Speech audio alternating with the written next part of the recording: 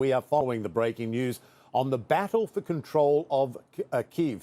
It is 11 a.m. in the Ukrainian capital, and residents are waking up to scenes like this. An apartment building damaged by what the foreign minister says was a Russian missile strike. Ukrainian officials sharing this video of people being rescued from that building. Russia acknowledges that it has been carrying out strikes, but claims it is targeting only military infrastructure and not residential buildings. Meanwhile, Ukraine's president sharing this defiant message in the face of advancing Russian troops. Here he is. Good morning, Ukrainians. Currently, there are a lot of games appearing on the internet, like that I'm asking our army to put down arms and evacuate. So I am here. We are not putting down arms. We will be defending our country because our weapon is truth. And our truth is that this is our land, our country, our children, and we will defend all of this. That is it. That is all I wanted to tell you. Glory to Ukraine.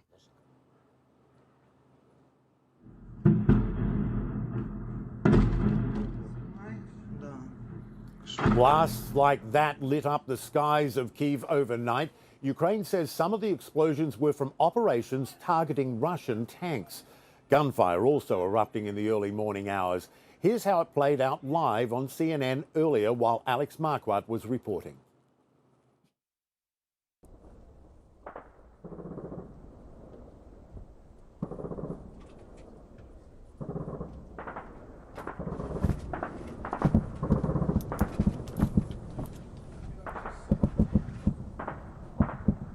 Come look.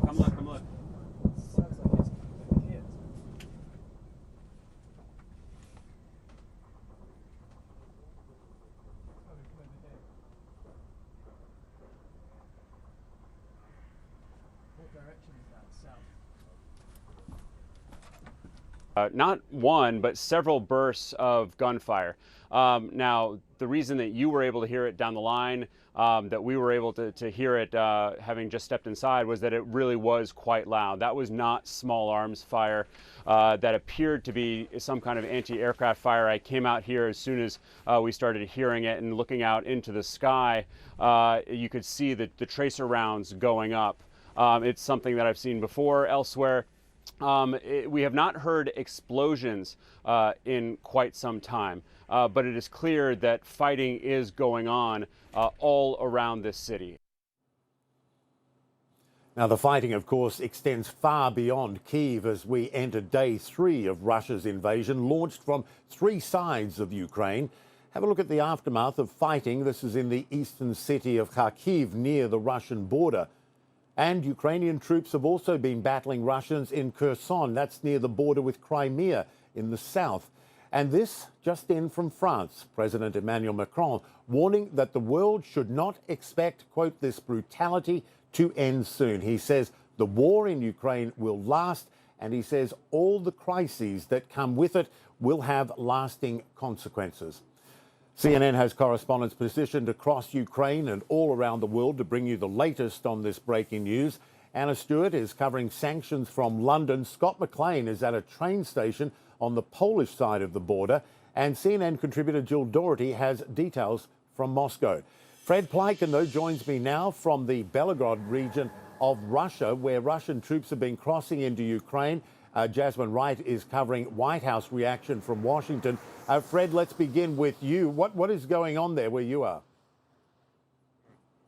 Well, there's still a lot of action here, a lot of movement here at the final checkpoint before the sort of Kharkiv front line. I'll get out of your way and you can see the checkpoint is sort of, I would say, around 200-300 meters that way. You'll notice, Michael, that the past couple of days we've actually been able to get closer to that checkpoint. The Russians, however, this morning are saying that they want us to stand further away.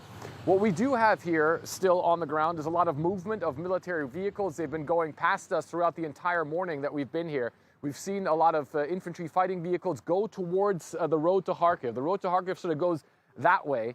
And there's a lot of, as I say, a lot of Russian armor going that way. We've also seen a few ambulances sort of race down in that direction. Whether or not that means that the Russians may have been taking casualties on the Kharkiv front line at this point in time, we simply cannot say. But that's sort of one of the observations that we've been making, is that we have seen some ambulances go down there. And then also, Michael, quite frankly, a lot of soldiers also now being moved into that area as well. We saw a lot of armored vehicles the past couple of days. Now it seems a lot of personnel and a lot of support vehicles also going towards the front line in Kharkiv. And of course, on top of that, you still have the big military operations from the air also. We're hearing jets in the sky pretty regularly, and then also rocket fire as well, Michael. And Fred, before I let you go, I mean, have you been able to interact with those Russian forces or commanders or anyone and get a sense of their morale, how they're feeling going in? It's impossible to say. No one down here, the Russian forces certainly aren't speaking to us. It certainly looks to us as though they understand that they're in the beginning stages of an operation right now. And one of the other things that we have to point out, Michael, is that the Russian forces that are around here in the Belgorod region, again, this is the sort of area around the Kharkiv front line, they certainly seem to be in a position to escalate a lot further. If you go around the villages, around the area here, you'll find Russian forces in almost all of those. In fact, there was one small village that we went through where there were howitzers standing in the middle of the street, and the street was almost too small to even take that. So it certainly seems to us as though there are enough Russian forces here to drastically further escalate the situation should they run into big problems as they move forward sort of into Ukrainian territory, at least here on the Kharkiv front line. We see a lot of soldiers, we see a lot of trucks, we see a lot of infantry fighting vehicles that are still here on the Russian side, but of course can be brought over towards the front line at any point in time, Michael. All right, great reporting. Good to get some insight from where you are, Fred. Jasmine, at the White House, what does the White House know as it monitors what's been happening in Kyiv overnight hours?